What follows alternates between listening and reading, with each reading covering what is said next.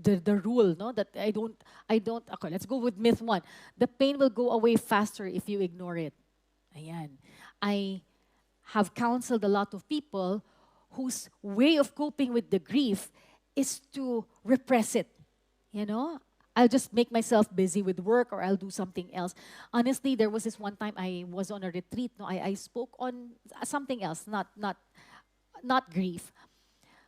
But at the end of that retreat, there was this one lady who had a, parang they couldn't tell what was it. Was it a spiritual attack or a panic attack? Basta nag-seizure siya and everything. It turns out, when I got to speak to her, I dug in no, to discover what's causing it. It turned out it was grief that was unprocessed from 2 years ago. Yeah, so her a parent died, and what they did is that the mom died, parang sabi nila, para hindi ma-stress yung dad, wala sa ating iiyak. Yun ang kanilang solution as siblings, no?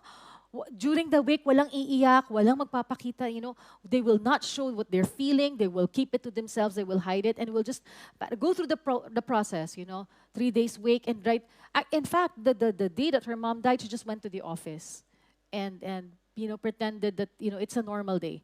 And then she went to the wake, and then stayed there for 3 days. After the burial, went back to the work. Like nothing happened. 2 years later, it caught up with her. And all of the pain and all of the guilt, because there's a lot of emotions that go along with it, no? It just all came, in one blow during the retreat. Because, I think it was triggered when it was time to surrender things to the Lord.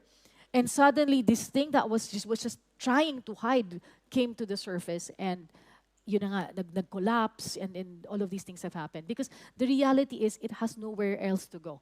It has to be released. It has to be released. So ignoring it will not make it go away.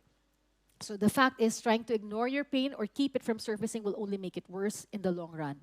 For real healing, it is necessary to face your grief and actively deal with it. Okay? We'll talk about how to actively deal with it later.